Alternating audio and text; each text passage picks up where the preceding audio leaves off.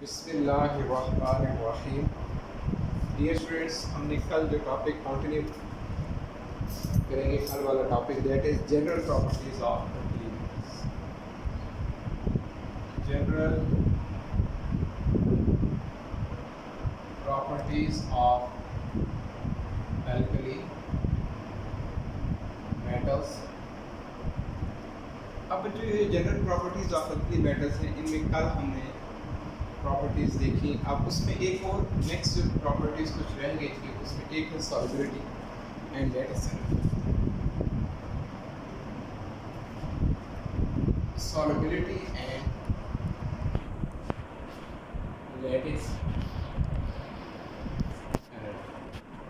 अब जो इस सॉल्युबिलिटी के कॉन्सेप्ट को आप ज़रा अंडरस्टैंड करें कि एक्चुअल में जब किसी कंपाउंड को हम डिज़ोल्व करते हैं वाटर के अंदर, लेट्स सपोज, तो वहाँ पर दो तरह की फोर्सेस जो है ना वो ऑपरेट कर रही होती हैं। एक होती है लैटिस एनर्जी और दूसरी होती है हाइड्रेशन एनर्जी।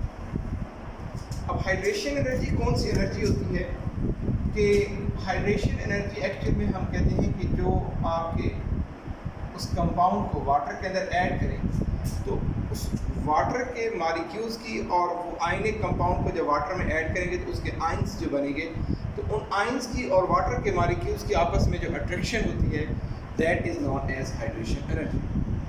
और जो वो आयनिक कंपाउंड को जब हम वाटर में ऐड कर रहे हैं, तो आयनिक कंपाउंड के जो आयंस हैं उनकी आपस में एक दूसरे के साथ जो अट्रैक्शन है, that is known as lattice energy. Lattice energy क्या होगी? आयंस की आपस में अट्रैक्शन। और हाइड्रेशन एनर्जी क्या होगी? आयंस और वाटर की जो आपस में अट्रैक्शन है, that is known as hydration. अब अगर ऐसा केस हो कि आपके पास hydration energy will be greater then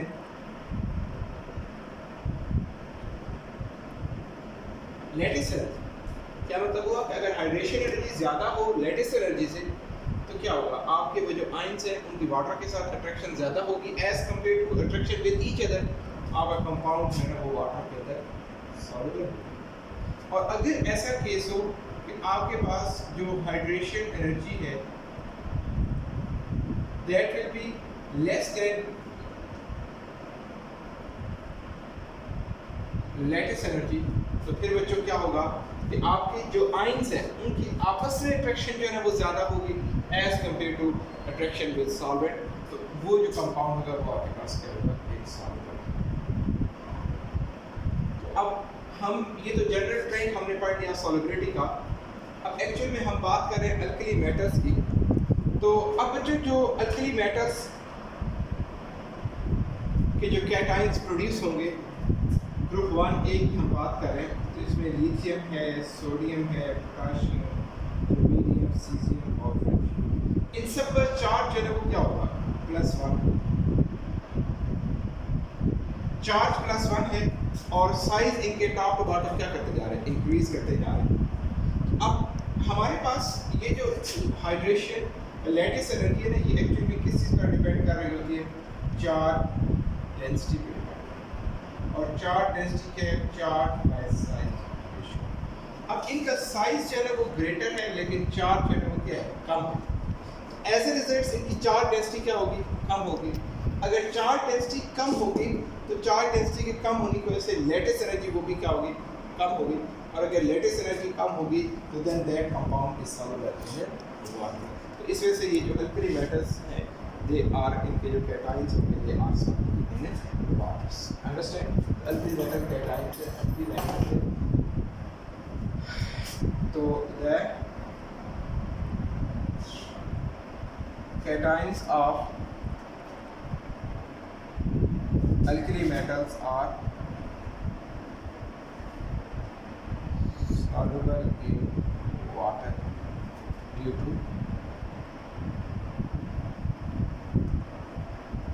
smaller relax। Okay बच्चों, अच्छा नेक्स्ट अब हम जो इनकी बात करनी है वो है reaction with hydrogen.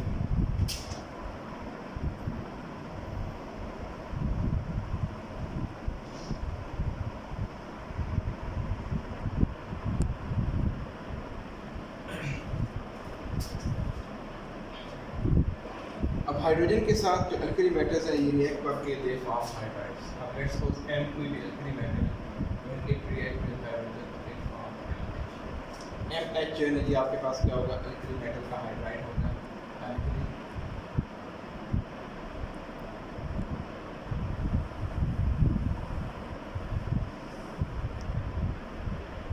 Alkali metal.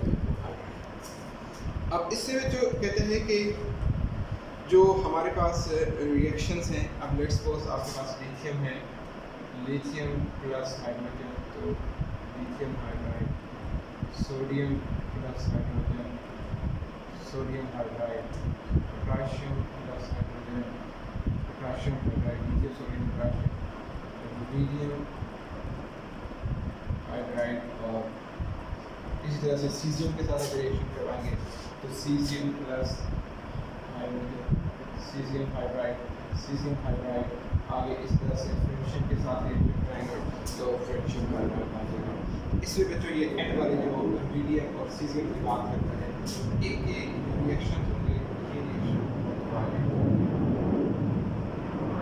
Reaction करेंगे और इनको अगर रिएक्ट करवाना है तो उसके लिए क्या बात हमें यहाँ से समझ आई कि जो आपके अल्कली मेटल्स हैं इनकी रिएक्टिविटी टॉप टू बॉटम जो है वो इंक्रीज करती जा रही है कि लिथियम, सोडियम और पोटाशियम इनको जब हम हाइड्रोजन के साथ रिएक्ट करना चाहते हैं दे फॉर्म लिथियम हाइड्राइड, लेकिन साथ हमें क्या करना पड़ेगा, हीट करना पड़ेगा।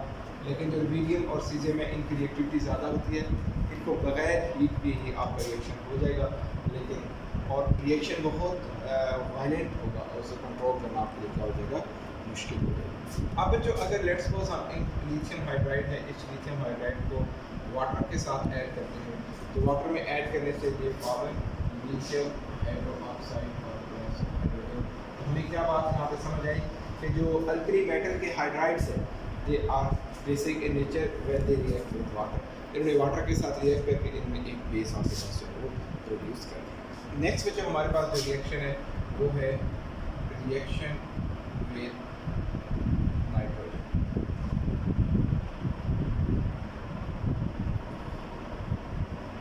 अब जो अल्कली मेटल्स हैं ये नाइट्रोजन के साथ जब रिएक्ट करती हैं तो प्रॉब्लम ये है कि इनमें से सिर्फ एक नाइट्रोजन जो है वो रिएक्ट करता है, बाकी अल्कली मेटल रिएक्ट नहीं करते। सॉरी लिथियम जो है ये रिएक्ट करेगा नाइट्रोजन के साथ,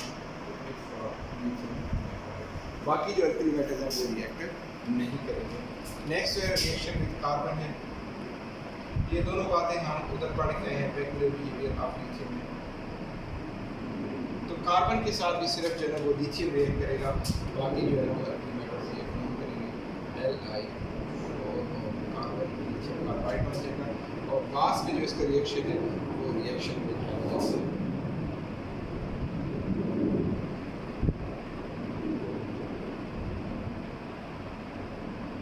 अब जो अल्कली मेटल्स है ये हैलोजेंस के साथ रिएक्ट करके दे फॉर्म साल्ट।